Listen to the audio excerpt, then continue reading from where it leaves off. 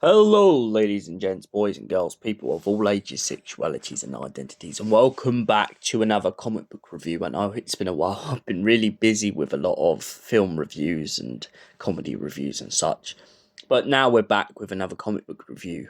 Where better to start off than the Valkyrie, a story of heroism and of trying to be true to oneself. Jane Foster has had not the easy pickings when it comes to a life of heroism. She started off as a cancer patient who was essentially dying, but by the immortals and by a sheer amount of luck, she survived death by not surviving death and becoming a Valkyrie. But now she's facing off against one of Mephisto's agents, none other than his brother, the Grim Reaper. The Grim Reaper goes storming through the city, attacking the Valkyrie and everybody that he can get his hands on. And most importantly, he aims to use Doctor Strange's soul to bring Mephisto back to life. But can Jane Foster really destroy death themselves? Well, that is what this comic book aims to ask. And it gives a great answer. Jane Foster manages to beat the Grim Reaper by essentially sending him to Valhalla, which really heavily offends Mephisto.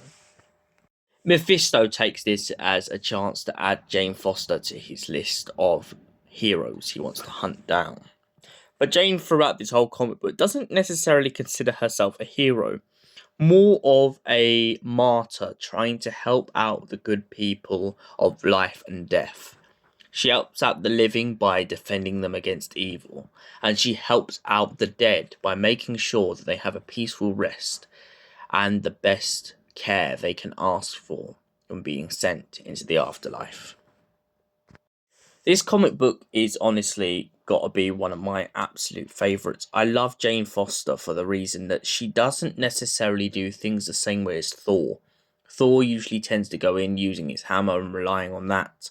Whereas Jane has a talking horse in this comic book, and she relies more on her friends and her abilities to look back on her humanity than her godly powers. And that's what I think sets her apart completely from everyone else. And for that reason, I give Jane Foster Valkyrie a solid 9 out of 10. Thank you for watching. We'll see you in the next comic book review.